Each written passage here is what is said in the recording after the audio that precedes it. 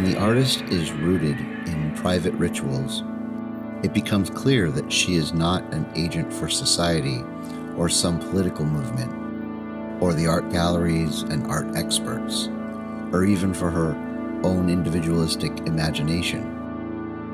Instead, she is an agent of gods, of dreams, of visions and myths. This causes reactions in society, especially when the piece is public.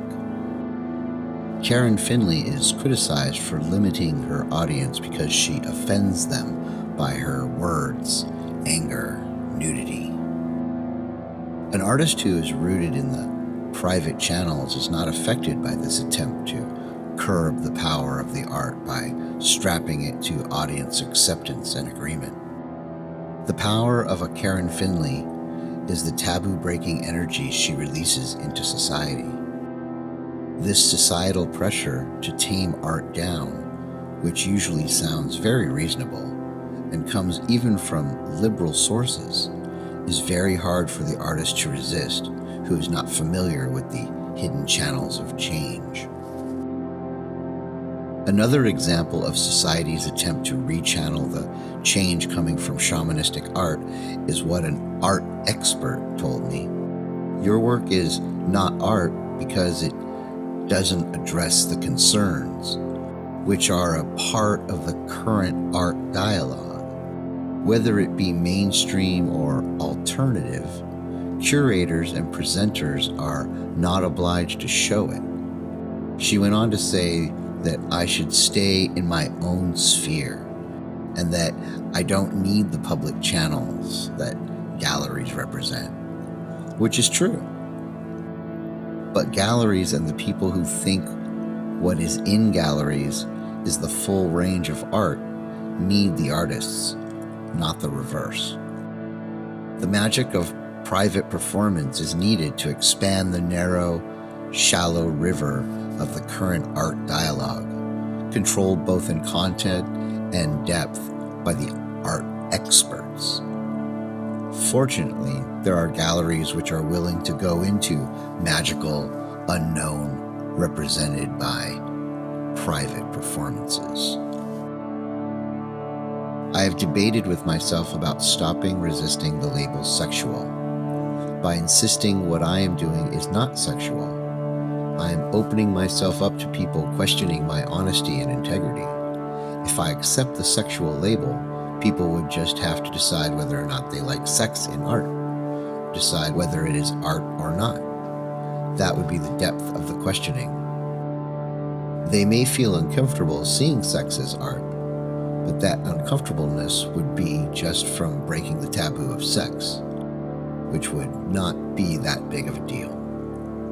What I am doing is taking nudity and acts that are usually considered sexual and giving them a new non-sexual context.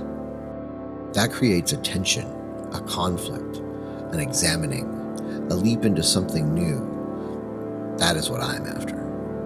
This leap into newness is why people who are normally comfortable with casual nudity and casual sex sometimes get very uncomfortable with the nudity and aeroplay in my work. By taking sexual acts and sincerely putting them into a different context, it creates another reality, another way of relating.